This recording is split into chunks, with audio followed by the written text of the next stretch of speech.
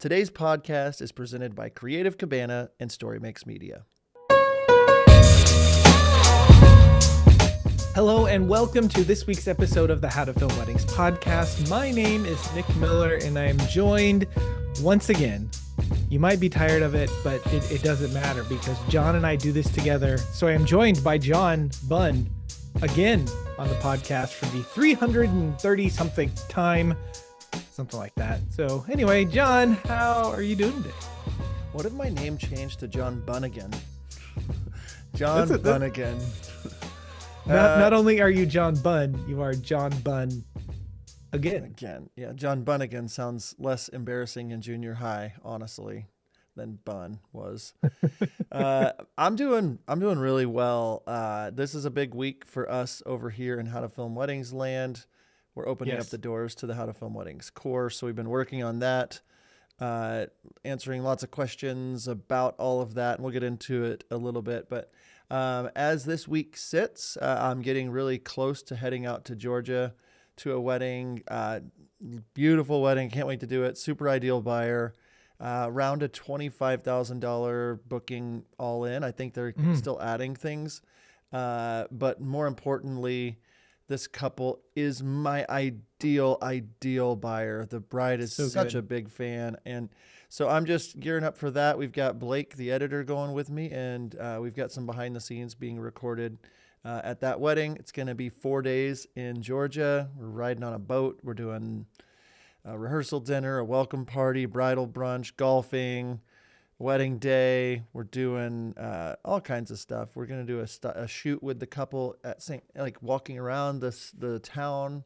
I don't know, but it's going to be a lot of fun. So I'm gearing up for that. I've just been excited. It feels like the season's really kicking off, and spring has sprung. The weather's great. I've lost 12 pounds. I don't know. Nick, I feel like I'm riding the wave of momentum from small, steady, diligent choices. And yes, I'm tooting my own horn. I feel good. I'm proud of myself. I'm excited about it. You can do that. You can do that. I want you to toot your own horn. Too many times in our world, we don't give ourselves the credit, That's that true.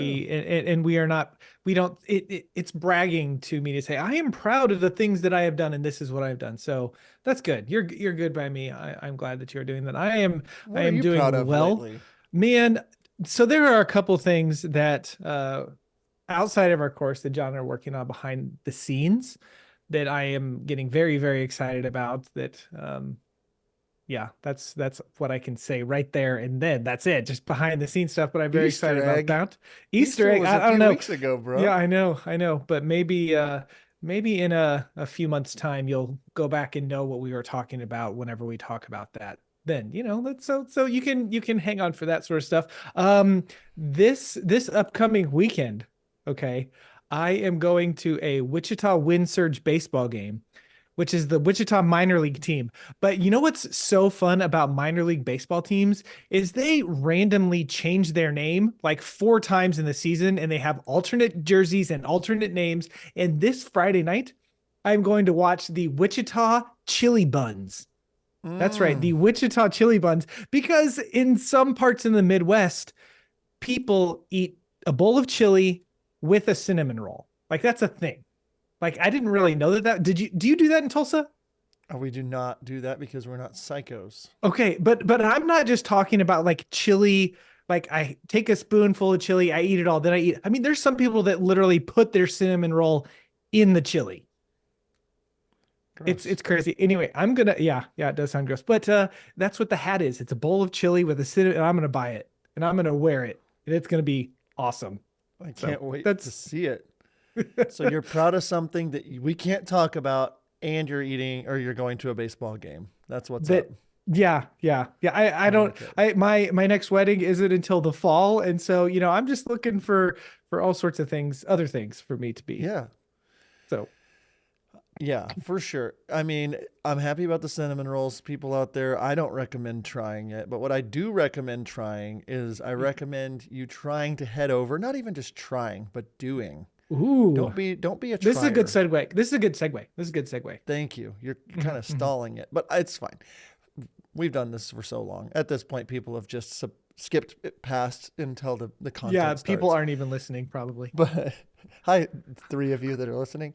No, tomorrow, Nick, is our Secret to Sales free workshop. 2 days where we're going to dive even deeper into what we've been talking about over the last few weeks in this series.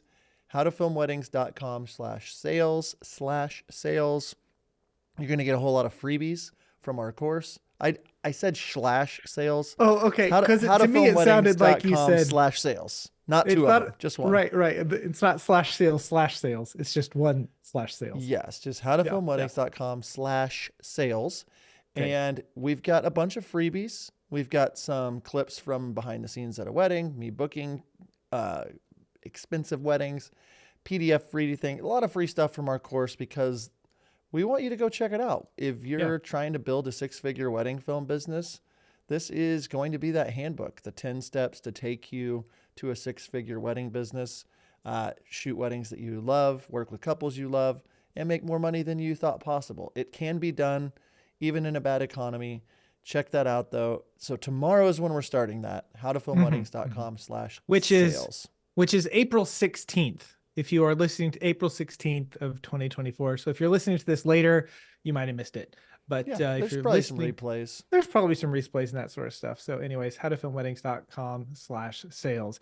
And one thing that John has asked us about in our kind of group chat, our Slack that we have and shared with us is he has just booked a massive wedding worth a lot, and I'll let you talk about that. But before we kind of I ask you questions about how you did this and what their process was and those kind of things, I know that you didn't just wake up on a random Tuesday and book a sizable five-figure wedding. Like you didn't just do that. There was lots of stuff that happened before that. And so we just kind of want to peel it back just a little bit. And before we talk into how you book this big wedding, talk about your mindset, talk about the things that you went through, talk about the stuff that you had to mentally do in order to get there. So I'm just kind of opening it up with that.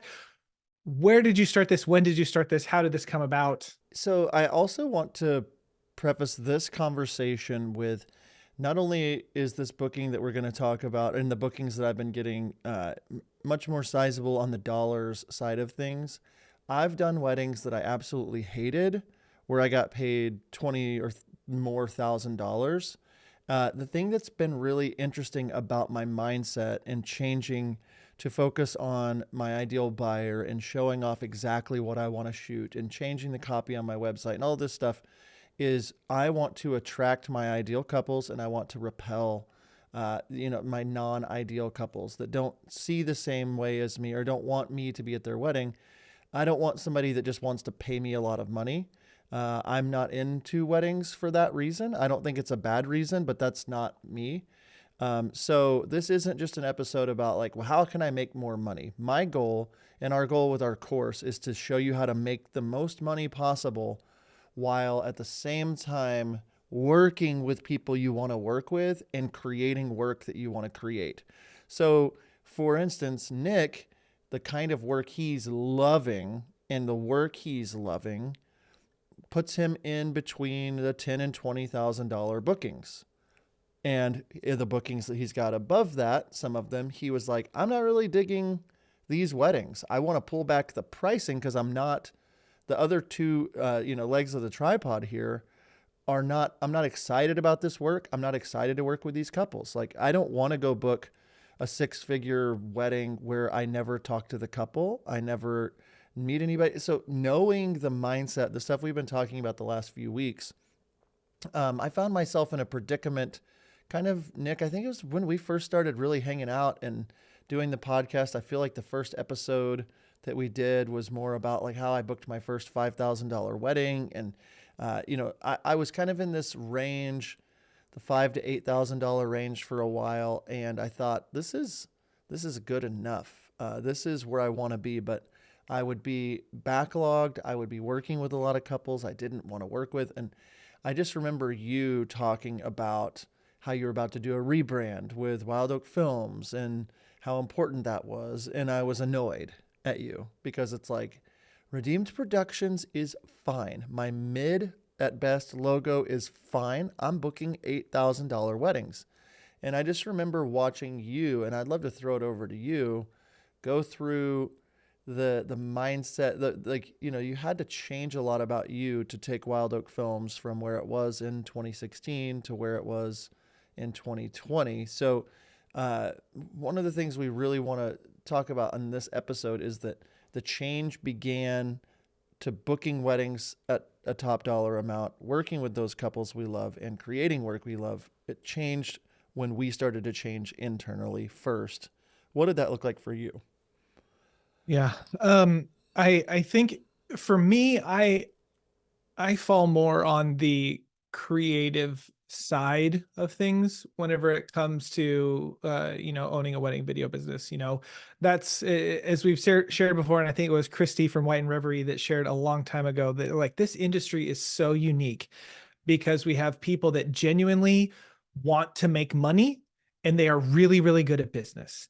And then you have people, and that's why they get into it. And there's other people that get into this because they want to create art and they love filming, and they love creating, and that's why they do it. And so there's this chasm and overlap and all sorts of stuff in our industry about that, because you have people all about the business, you have people all about the creative, and how do those things mix? And I would say that while I do have a somewhat decent business mind, me personally, I lean more towards the creative side of stuff. And I really like interesting edits. I like being unique in that way, or as unique as I am able to be whenever I'm creating this stuff. Not that I'm doing anything like super unique, but I fall more on that side of stuff. And I think the trap whenever you do that is you think my work sells itself. My work is why people are going to book me. My work is going to, and there is something to that. Like, I don't think that you should totally negate the fact that your work is a thing that is a differentiator between you and someone else. But the problem is I was under the mindset that I don't necessarily need to have these things that look good and these things outside of my films. And that's really when I started to take a look at the brand that we had and the vision of it, and how all of that stuff was going. And I understood that films alone were not enough, and I needed to step up how my website looked, the how we presented ourselves, how we communicated with our clients, all of those kind of things is what we needed to shift and we needed to change. And I wouldn't say it definitely wasn't an overnight thing. But whenever we went and we launched our brand new website 4 years ago, our brand new, whenever we launched that, I would say from the launching of that new website, we were in the I would probably say $5,000 to $7,000 range. And then after we launched the website and we kind of shifted our focus a little bit, then we were able to jump up our prices into the 8, 9, 10, 12, $14,000 range because of that. And I think that, again, those two things work together. And whenever you focus just on one, I think you could be missing out something a little bit. And I remember having conversations with John. I was like, man, I you're really good at the sales and the getting people to see your stuff, and you're really, really good at that sort of thing. And your website is mediocre at best, right? I mean, At best. yeah, at best. And I think my thoughts were, man, if this guy would change these things and tweak these things and get a look that looked how I knew the type of people that, like, I knew that you could book 15, 20, 25, 30, $50,000 weddings because you were already booking. I would say your booking price was above what your brand reflected Mm-hmm. at the time. So, Yeah. yeah. Yeah, that's really What do good. And what do you have to say? well, I just remember seeing you, you hired your branding company to walk you through and talking me through some of the psychology behind it, the questions you were having to answer and having to like dig deep on who you are and why you want to be in business and what brands you're attracted to, and was like, "Oh, I'm there for that." Like I realized you have to understand whenever I started, being a faceless corporation was what every wedding videographer was. You know, it was Cherished Traditions Productions, and it was all these different so Redeemed Productions was like Faceless.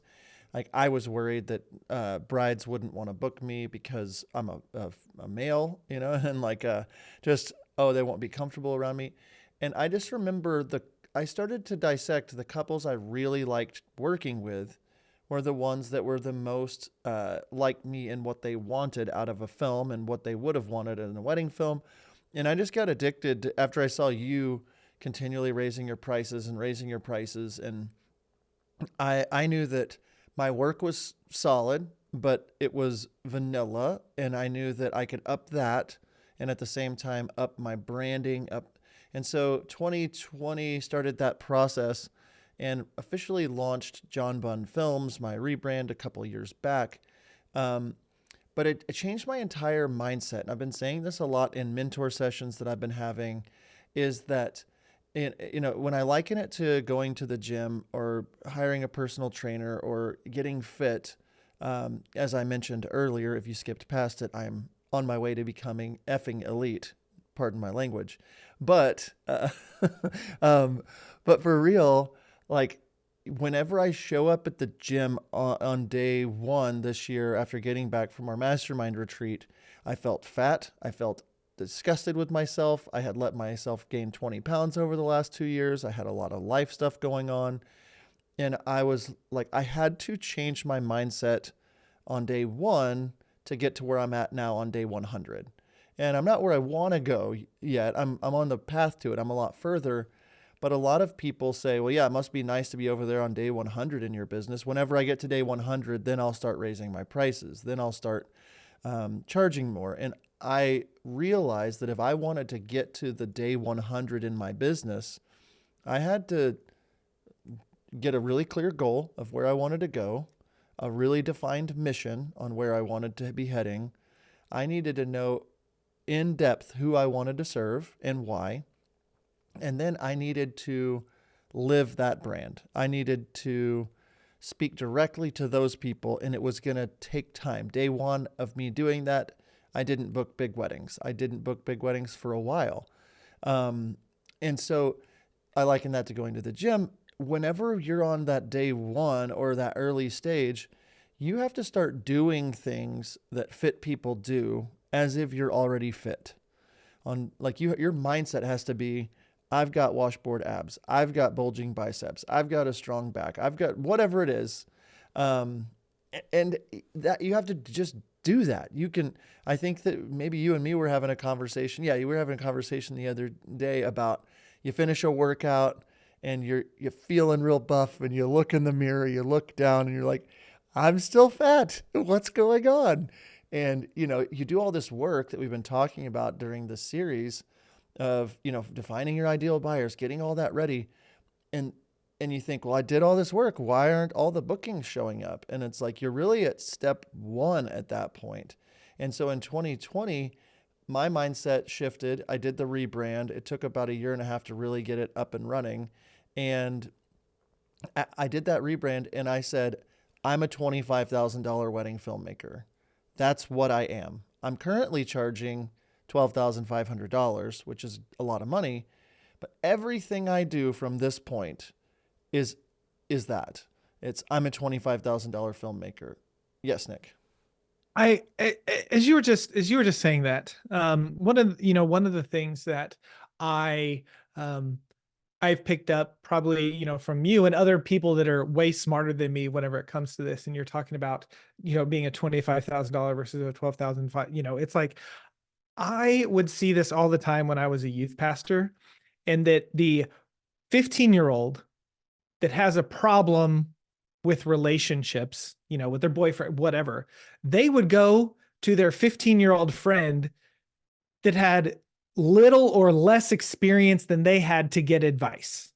When I am sitting there married with children, that I like, if the things that it's not only do I have life experience, I went through, you know, I went through that stuff. And so if you're having trouble with mindset, like quit going to people that are in the same boat that you are in and trying to get help from them and trying to understand how to run a business whenever they are doing the same thing or worse things than you are doing. Okay. Look to people that are where you want to go and figure out how to get there. Like that. That's the thing. John just didn't pick up and be like, you know what? I'm, uh, I'm I want to be at 25,000 and I'm 12.5. And just like that idea didn't dawn on him one day randomly in his sleep. That was something that he picked up and is like, okay, if I want to go from 8,000 to 30,000 in the next 2 years, how do I do that? And he looked at people that were doing that to figure out that information. I'm sorry. Exactly. I was inspired Ne- and I hey, interrupted you and I'm sorry. you never again have to apologize for talking on your podcast. So this is what led me. Okay. I though, have to, another yeah. thing to say. Okay, go ahead. No. I Uh, really, I got your joke, your dad joke. I get it. Ha thanks, ha thanks, ha ha ha. thanks, thanks. Okay. So here's the thing, though. Like what I was saying, and before Nick got inspired, that I want to make sure that you hit on, or we hit on, is that I looked and I like what you said, Nick. I looked and said, who's doing this? Who's making this? When you're at the gym, if you're going to your friend that's also out of shape asking for workout advice, this is a bad plan. And so, day one or early into that, rebrand process, I'm looking and saying, who is winning? Who has the right mindset? Who can I look to that's doing better with their business? What business coaches can I find? What courses can I take? What things do I need to know that I don't know so that I can get to where I want to get? And once I had those tools in place, I was able to say, okay, now I know the process. I know where I'm heading. I know the process of what it takes to have washboard abs. I have hired personal trainers. I follow specific accounts that give me tools. I know exactly what I need to do. I found systems. I have factor meals showing up on my doorstep that are healthy, and I know what I'm eating for breakfast, and I know my macros, and I'm weighing myself, and I know how much on the scale I weigh. I know how much protein I need. The more I get determined to know and do what fit people do, I start asking fit people, how do you stay so fit? And they're like, well, I track my macros, or I take this many steps a day, or you should walk an extra 2 miles a day, or whatever the little details are. I can add those into my process. And that's exactly what I did. I said, how do I create a website that speaks to the 25 plus $1,000 clientele? I hired Sam Jacobson and his team at ID Action and said, I want to charge 25K. This is the kind of couples I want to work with. I don't want to work with stuffy couples. I don't want to work with luxury couples. I want to work with laid back couples that have money to spend and care about wedding films. I want to know them well. And these are all things that mattered to me. And then, okay, I'm on my journey. I've got my website up. Who cares? It doesn't, you don't just start winning because of that. No, I've got my workout journal. I've got my new Lululemon pants and my little On Cloud shoes, and I'm ready to go. Like, if I don't get in the gym and do the work, I'm never going to get anywhere. And what most people do is they show up to the gym on day one and they blow themselves out, and they don't have a strategy and they don't have a plan, and they don't realize that the real progress you're going to want to make is going to take time. If you lose 20 pounds in a week, that's very unhealthy. If you lose 20 pounds in 20 weeks, it's very healthy.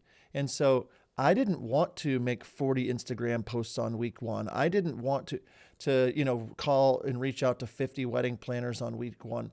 No, my mindset shifted. Everything from that point on, down to my email signature, the way that I wrote a caption, the thumbnails on my videos, everything had to flow through this new brand that I had. Nick, what do you want to add? Two things come to mind. The first one is just intentionality. And that's something that John and I have been talking about a lot for a long time on the podcast is why are you doing what you are doing? And it's being intentional with that. And if you know and understand, like, well, I need to post on social media, but you don't have an intentional schedule with that. You don't have an intentional, like what your profile images are going to look like, or what you're going to caption and what you're going to write. Like those things are going to come up and get you eventually. If you're going to the gym and you're working out so hard at the gym, but you're not being intentional with your food, you're going to get stronger. Maybe you're like, positive things are going to happen, but you might not see the results that you want because you are not eating the way that you should. And it's like that in business too. And the other thing that as you were talking about this, is wedding video stuff. It's like what we do today really affects us in 18 months, 12 months, 18, 24 months, right? And so there might be a while where you're like, I am doing the stuff that John and Nick have said. I am doing the sales calls how Sam Jacobson suggested. I have, listened to Austin and rebranded like I'm doing these things, but nothing is happening, and we give up because it's quote unquote not working. But the thing, just with how we are working, it's a long game. It's a slow and steady type game. And it's not I need to do everything right now. And whenever you have that mindset shift, that can help you keep going, and be consistent with it and be disciplined with how you're running your business, instead of giving into the emotions and changing stuff and going back and how you were before you started doing any of this stuff. So Yeah, that's what I have. I like it a lot because it's like there's a lot of things that correlate similarly in how I've been able to raise my prices, to the fact that a few years ago I hired a personal trainer. I got on board. I had a lot of life stuff come up. I slowly gained a pound or two here or there, and I looked up and I was back to 15 or 16 pounds. I didn't set up systems in my world so that whenever pain showed up or whenever turmoil showed up, that I could fall back to. And so one of the things that happened is we were renovating our kitchen. It's hard to eat healthy when you don't have a kitchen. I didn't have a system in place. I was eating out a lot. And I was like, well, we don't have a kitchen. And a lot of people are like, yeah, I have a job. I have kids. And you don't ever take time to get intentional with your systems. And you don't take time to get intentional with your schedule. You don't take time to get intentional with all of it because your mission isn't strong enough. And that is the foundation that you really have to dig into, is what is your mission? Why do you care about doing what you're doing? And if it's not something that when you touch on it, when you talk about it, that you could find yourself either getting emotional or getting really excited. If you're like, I just want to make good wedding films, you're going to make medium wedding films. You're going to get paid medium well. And whenever I dug into this is why it's important for me and this is who I want to work with, I was able to spend all of my time focusing on those people. And so I got this plan together just like I would at the gym. And I said, okay, it's day one. I'm going to start working this. I've got my new website, got my new photos, I've got my new everything. I'm going to slowly start doing 3 workouts a week. I'm going to start drinking water. This is my week 1 plan. But by week 40, I'm going to be way further ahead. And that's what I did. I changed everything. And slowly but surely, it's exactly with where I'm at in my health journey this year. Yesterday, I think Nick and I were talking. He was like, I can tell you've lost a little bit of weight in your face or whatever. And it's like, oh, cool. Thanks. Like that's I'm motivated now. Like I thought about that several times. Like, oh, okay, cool. He noticed that. That's neat. And after about 6 months of me having the John Bunn Films brand up and running and doing the work and slowly, making posts on Instagram and reaching out to a planner or 2 per week, or making social media edits that spoke a little bit differently, or send out my newsletter, all these little things, all these little workouts in my business that I do start to make a little bit of a difference. And then I get a call and it's like, hey, can you do this wedding in this place? Can you come to Charleston and film a wedding? Hey, can you come, to this country? I found you on YouTube. I'm really resonating. I've been following you for 7 or 8 months. Brides started calling. People started reaching out. Planners started seeing the difference. And then what happened is the whole hockey stick, the curve, like it went up really fast. My prices, I was able to raise them really fast after I got that momentum going. And I was literally telling Heather on a walk this afternoon, I feel like I'm just riding the wave of momentum in my health. I'm able to, like, my systems are in place. Every time I eat now, I walk a lap around my neighborhood and there's just systems in place so that if I do decide to eat that dessert or do decide to have something unhealthy, that I don't just fall off the wagon completely. Because I know a lot of people get off of kilter and then they're in the ditch, and that's not what we want for you and your business. Yeah, yeah, man, all that's so good. And we kind of teased it earlier in the episode, but John just booked a massive wedding. He's talked about it before on the podcast, but he booked a $30,000 wedding just not too long ago, and we are going to get into that. I'm going to ask him some questions about it, but before we move on and do that, if this talk is really resonating with you and you'd like to be more appealing to your ideal couples, we highly recommend checking out the Creative Cabana. They're your one-stop destination for branding, design, web, and copy. If you'd like to see what the Creative Cabana can do for you, head over to howtofilmweddings.com/creative. howtofilmweddings.com/creative. Austin will treat you right over there. So, John, recently you booked a $30,000 wedding, and there's it is true. And one of the things, again, we're not trying to I don't think John's trying to flex on this, and I don't think he's saying, hey, look how awesome. I mean, maybe a little bit. I mean, we should be proud of the accomplishments that we made, that kind of stuff, but it's wanting to kind of show you the journey and what kind of went into this. So you got a 30, what, talk us through it. Like how did this come about? Who reached out to you? How did those conversations start? What happened? Yeah. I got an email from a planner. This is where it started. It said, hey, I've got a client that's getting married in June in Tulsa. And I'd love to, get in touch with you, hear from you about the event. And so I looked up the planner. She does higher end events, a lot of Southeast Asian weddings, a lot of Indian weddings.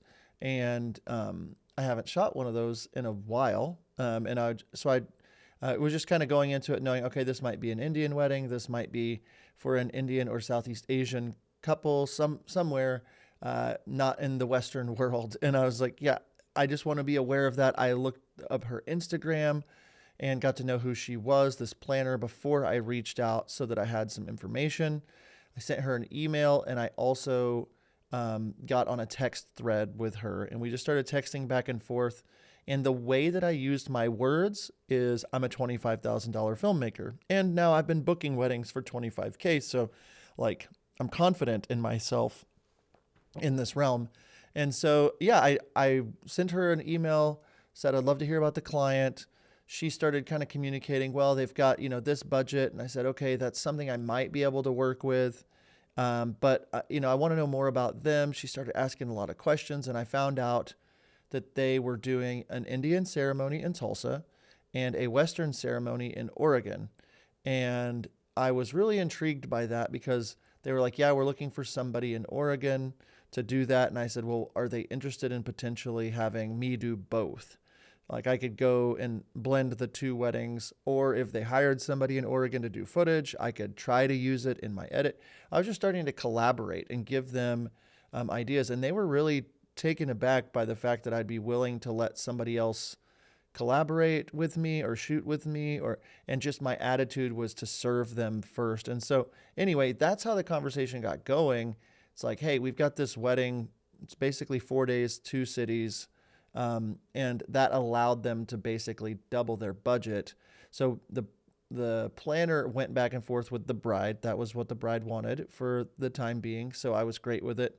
And I started putting together, based on what they wanted, some custom proposals and packages so that I could send those to the planner to look at and share those with her bride. And in the meantime, I was talking to the planner just about the difference that I'd, like having somebody that's experienced and really building that credibility with her. I talked to her on the phone a few times and just said, I'm going to get this right for you. If this wedding doesn't work out, I want to work with you in the future. I could just tell it was a planner that I wanted to be friends with. And back and forth, I was able to get them a few package options with a custom proposal. They looked at it and said they think they're leaning towards this $30,000 collection. And I said, well, before booking, I would love to meet. And then that got me into a Zoom call with this couple who was ready to book me when we got on the call. So that was kind of like step 1, 2, 3, 4, 5 in the process. Yeah, that's all really cool. And I like hearing your process and how you did things. And I think one thing that I want to um, let the listener know out there is that it wasn't John had done the work to get the 25 or $30,000 booking months and months and months before that came along. If you're sitting here like, well, planners aren't reaching out to me to do these big, massive weddings. And I was like, well, there's probably a reason that they're not reaching out to you to do these big, massive weddings. What does your website look like? What does your social media look like? How are you presenting yourself? What does your brand look like? And if you want those things to happen to you, who are the people that are making those things and what can you do to change that stuff? And so this wasn't she reached out and then John had to talk her into, oh, this really big wedding. She came to John because she knew based on his website and his look, he was like, this guy is going to be charging 15 plus minimum. Like, I'm sure that she could just tell that. And she also knew what her client's budget was. If she knew the client's budget, she is not reaching out to someone that starts at 4,000. She's just not, because there's a different level of stuff that's going on there. So you did all of this work beforehand. And then I liked how you leaned into helping them, serving them. What are ways that I can talk to you? What are ways that I can introduce things? Okay, well, maybe it's not in the budget me for do the organ, but I would still like to incorporate that if I'm doing the quote unquote major film that they're, like, and how, and I'm sure that opened up some doors and stuff. And so you met with them, they talked to you, they were ready to book you. They were ready to book you whenever you had that call. How did that conversation go with them? Did you do anything different that you would maybe not do with someone that you hadn't really talked to the planner a lot with? And then what happens next? Yeah. Really good questions and thoughts. I think a little tidbit that I like to give people is that whenever I got on that call with them, the background that you're seeing on the Zoom call that me and Nick are on right now, or on the podcast, you can't see it if you're listening, but I look professional. I'm lit professionally. If Aaron Tharp was watching it, he would probably have some critique on my lighting because he's amazing. But for the most part, if somebody jumps on a Zoom call with me, they're like, whoa, you look professional. I have a backdrop, which isn't ridiculous. There's some sound panels and some soft light on me that sets the tone of like, okay, this guy cares about quality. This guy is different than that Zoom call we just had with the other.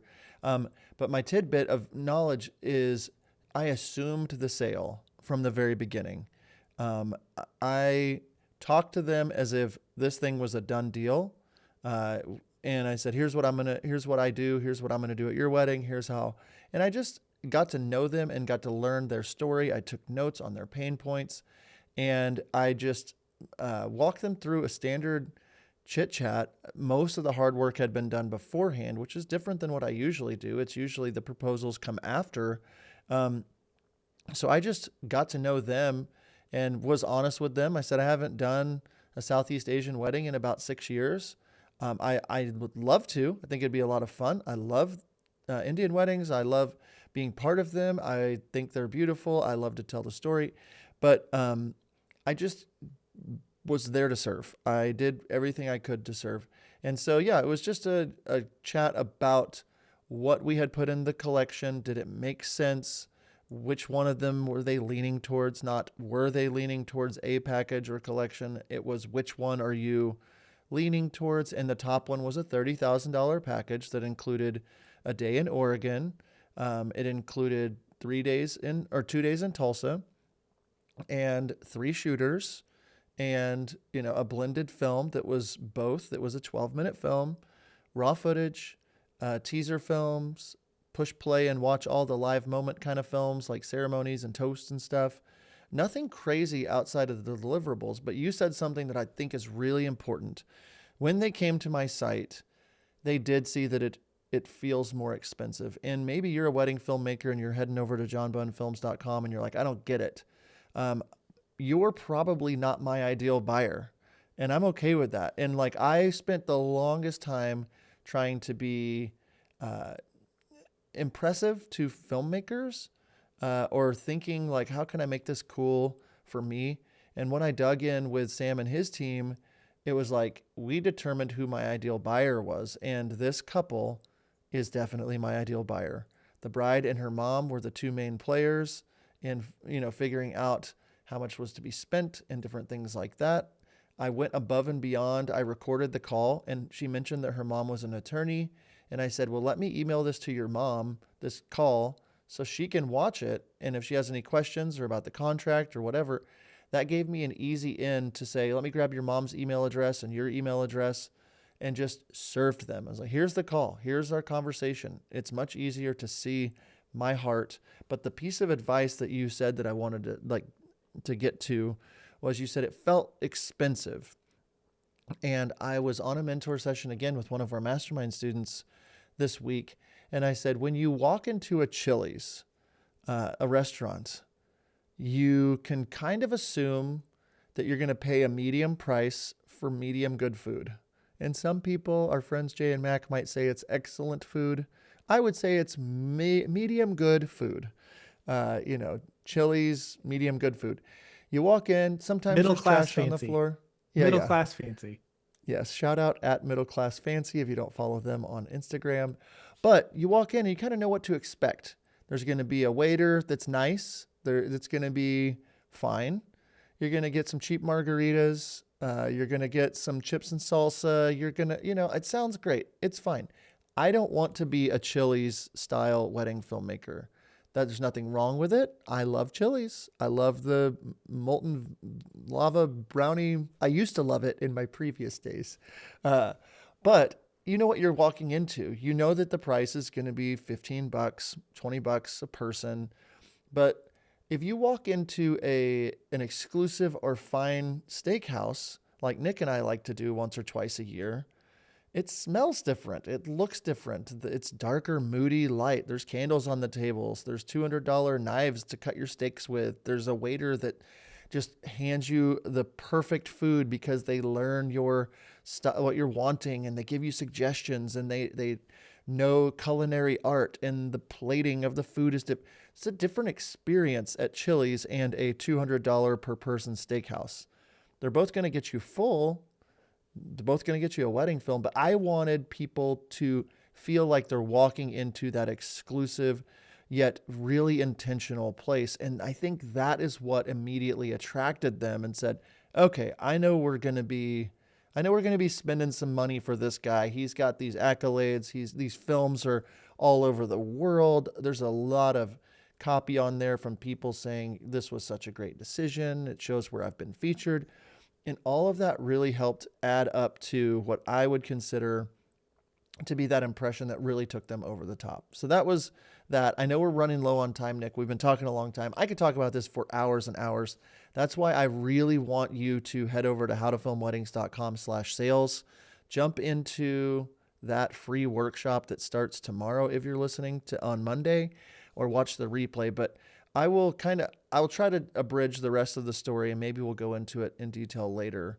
But Nick, do you have any thoughts before we move on? You look like you're ready to. Well, yeah. I mean, you did mention howtofilmweddings.com/sales and all that kind of stuff. And some of you might be sitting here thinking like, well, what did you say to that? Like, what exactly did you say? Like, how did that go? If you go to that link, howtofilmweddings.com/sales, and as part of the freebies that we have whenever you register for the workshop, we actually have John booking an $18,000 wedding. So the process was very similar of that, and that is on there, so you can actually sit down and watch that. And then we also have our recording we did from our previous course on consultations and kind of just going about that sort of stuff. So if you really want to dig in and kind of know and understand what was said in that call, head over to howtofilmweddings.com/sales and you can register for the workshop and grab those couple of things there. So, you've had a good call with them. They've decided, yes, I want to book you. Yes, we are moving forward with this. Kind of real quick. I know the wedding is happening later this summer, but what has your process been to continue that $30,000 experience with this couple after they have, signed your contract and paid you the retainer and all that sort of stuff? Yes. And the mindset is I'm a $30,000 filmmaker. I'm doing the things. And so the planner said, hey, we'll be in Tulsa in a couple of weeks. We're going to be doing a venue walkthrough if you want to come to the thing. And I was like, yeah, I'll be there. Just tell me when. And so like, I'm not getting paid extra for this. I drove up to Tulsa, 20 minutes from my house, spent the day walking through a venue, getting to know them. They said, hey, do you want to come to dinner with us at the Summit Club tonight? We'll eat steak and get to hang out. And so I went to dinner with the bride, the groom, her parents, the wedding planner, and just built relationship. And just like, I'm wearing my suit. I'm at this fancy place. I got a nice steak and creme brulee. I was happy. And the I've just spent, it's like I've texted the planner. I'm just on the team and giving them the next level experience. I'm not just going to show up on the wedding day and they're not going to know I exist. I got an email from the bride earlier today just saying, hey, and I'm like, hey, what's going on? How are things? We're just connecting on a deeper level, which is, why we love like our course. We love showing you how to define those buyers, define that mission, and really build a brand, build a business that gets you excited, to go film these weddings. You can't wait to go film the wedding. You can't wait to edit the wedding. You're not in such backlog that you just hate your life. And so for me, I'm just continuing that process. Every time I do a wedding, I'm becoming friends with the planner. I'm becoming friends after the wedding with the planner. I'm doing everything I can to make relationships with the bride, the bridesmaids, and I'm continually showing up in a way that feels exclusive, expensive, connected, connectable, like relatable, all these things. And it just keeps leveling me up every single wedding season. And then now I've got a $30,000 type of wedding to shoot, which is going to be much easier to shoot than whenever I was shooting budget weddings. They're spending a ton of money to make it look ridiculously beautiful. And there's all kinds of amazing things creatively that I can do that get me out of my box. And that's the kind of thing that I want to encourage you with. Yeah, they're going to pay me 30 grand, which is awesome. They've already paid half of it and it's in my bank and it's great. But more so than that, I'm excited, I'm inspired, I'm ready, I'm not tired, I'm not overbooked, and the people I'm working with truly value me. And that was what was important. And now I've got six-pack abs in my business. And it started really in 2020 after being in business for 13 years to figure out what it was that I wanted to do. And that's why we have this course. We want to shave those years of learning, that learning curve off of the time. And it really does show you how to shave years of time off that to get to this. We are the personal trainer that you're looking for. We do walk you through how to edit or how to shoot at a wedding or the mindset or how to do all these different things, all the guides, all the templates, everything is in there because we want to save you that time of trying to figure out how to do push-ups on your own or how to do a bench press or how to do pull-ups or whatever, what to eat. Everything that goes into your wedding film business is going to produce results or cause you to not have results. And little things like this conversation today get me fired up because I know there are people that will hear this and they'll say, I'm ready to understand that plan so that I can start taking action steps because in 12 months, I want to be charging more, or in 24 months, I want to be charging more. We're not here to say, buy our course and next week you're going to be making $10,000 more per wedding. We've had people make a lot more real fast, but the goal of our course is to help you build something that isn't losing 20 pounds in a week. It's losing 20 pounds over 20 weeks. It's building a strong foundation, a healthy foundation so that you can have a sustainable wedding film business. Nick? Yes, yes. So, again, tomorrow afternoon, we will be doing the Secret to Sales workshop. If you would like to head over to howtofilmweddings.com/sales, you can register for that and also get all of those freebies that we were talking about. We have inquiry to booking email templates, like 15 or so email templates that we use. We have a section on funnels. We have hooking up to the DJ board. We just have lots of different things in there that we want to give you valuable information. And again, watching John book a $18,000 wedding, like that could be the only freebie that we would give. And I think that you would give a ton of value just from watching him do that. So those are all there at howtofilmweddings.com/sales. I really hope that this podcast today was inspiring to you, that helped you, that encourages you to start thinking of the direction that you want to go and start working today for the person that you want to be, for the business that you want to be in 12, 18, or 24 months. So John, thank you so much for hanging out with me today. Listeners, thank you for tuning in. And until next time, we will see ya. See ya.